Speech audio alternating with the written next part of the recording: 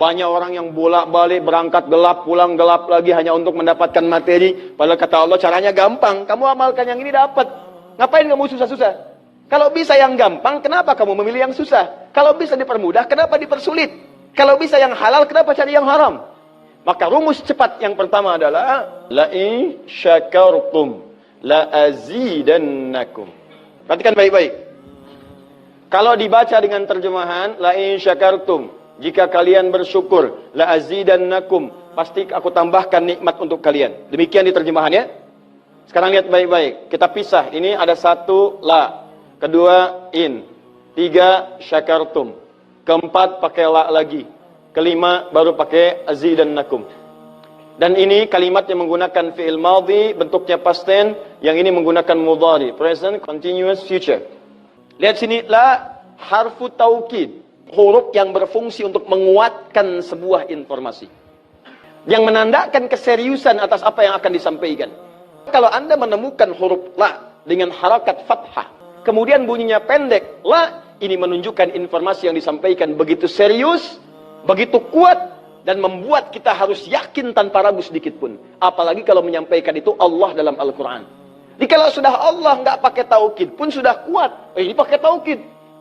Jadi kalau Allah nyampaikan, kaidah Qurannya dibuka di awal. Dzalikal kitabu la, semua isi Quran jangan ragu. Nah ini ketika Allah sampaikan menggunakan la, seakan-akan udah disampaikan masih ada yang ragu. Maka Allah katakan, hei, jangan ragu ya. Saya tegaskan, saya serius, saya kuatkan. Ada sesuatu yang akan saya sampaikan saat ini.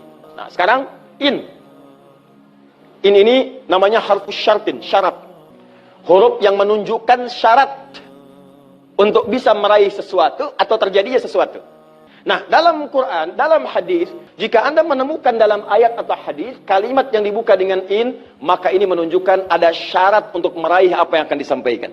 Tidak semua akan mendapatkannya kecuali terpenuhi syaratnya. Lihat baik-baik. Kata Allah, la in syakartum la azidannakum. Hei, saya akan sampaikan informasi kepadamu ya. Saya serius, tidak main-main. La azidannakum. Saya akan pasti tambah terus, tambah terus, tambah terus kepada kalian nikmat yang sekarang kalian dapatkan. Jadi kalau Anda sekarang sedang mendapatkan nikmat ketenangan, kata Allah, saya akan tambah ketenangan itu tanpa berhenti. Dan yang paling hebat, ada orang yang sampai di dunianya, ke kuburnya, sampai ke akhirat, terus diberikan oleh Allah rizki melimpah. Allahu Akbar. Buka Quran surah ketiga Ali Imran ayat 169 sampai 171. Contoh dulu. Kemudian sampai dengan ke akhiratnya lebih banyak lagi. Ada yang kemudian ke surganya dengan keluarga besarnya. Quran surah 13 ayat 23 sampai dengan 24. Ada yang langsung dapat seluas langit dan bumi. Quran surah ketiga ayat 133 sampai 134. Ada yang kemudian di taman surga. Quran surah ke-51 ayat 15 sampai dengan 23. Ada yang kemudian surganya Firdaus. Quran surah ke-23 ayat yang 1 sampai dengan ayat ke-9.